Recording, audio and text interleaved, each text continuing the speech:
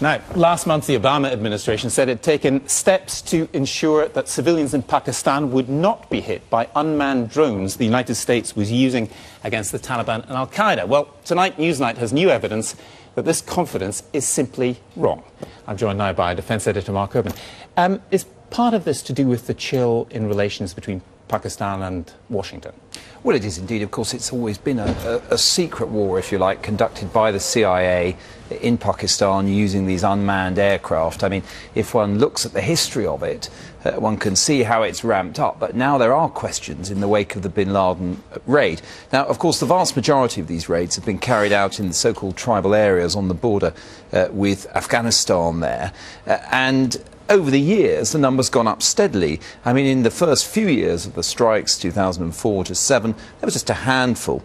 And then we see it going up. 2010, under the Obama administration, really rising. But a policy never really fully publicly articulated. 118 strikes last year, 45 so far this year. The Pakistanis said a couple of months ago that they wanted them stopped. They ordered the CIA out of an airbase in Pakistan where some of the strikes are being launched from. Now, by my reckoning, there have been a dozen since then. So have these been done, like the bin Laden raid itself, against the will of the Pakistan government? It puts the whole thing in a different legal and political complexion. We don't know that for sure, but we do know the Americans are intensely sensitive about it, and that last month, for example, John Brennan, the president's counter-terrorist advisor, tried to allay concerns. He talked about new targeting procedures, and he said that in the past year there hasn't been a single collateral death because of the exceptional proficiency, precision of the capabilities that we've been able to develop. In other words, because they've been checking much more carefully that no other people are in the compounds when they strike them. They say no one's been killed as a result in the past, well, since August last year. So have they delivered on that ambition, that promise?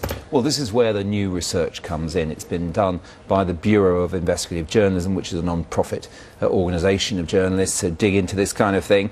Now, they've done some work on strikes carried out since August the 23rd, 2010, which is when there was a particular strike which caused civilian casualties and when the US says it changed its policy. Now, they say that by their reckoning, 45 people, civilians who were not militants or key figures in the leadership of Al-Qaeda or the Taliban, were killed during that period. They're looking at a further 15 incidents where they would estimate at least another 60 uninvolved people were killed, making well over 100 casualties. Now, the US has responded to the Bureau of Investigative Journalism, saying that these are wildly off, these figures. They've rejected them. But this is the response of the Bureau's Chris Woods to that. We had feedback from the intelligence community saying categorically, even having seen our summary findings, they stand by their view that absolutely no civilians have been killed in Pakistan since August 23rd last year. Yet we have named individuals, named children, we have photographic evidence, we've sent researchers into the field in Waziristan to look at this, we followed it up through NGOs and lawyers in Pakistan, and we can't understand why they're categorically saying no civilian deaths when our evidence seems to absolutely show that. All these claims are quite hard to back up, aren't they?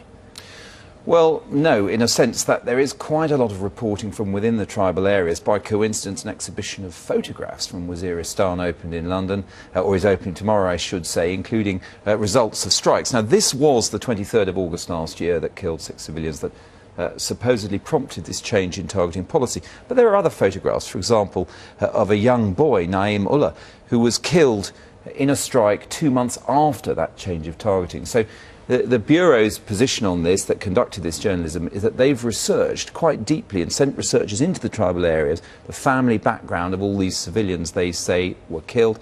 It's a very sensitive matter, and I think it becomes all the more so now that relations between Pakistan and the US have become so fraught and tangled. Very interesting, Mark. Thank you very much.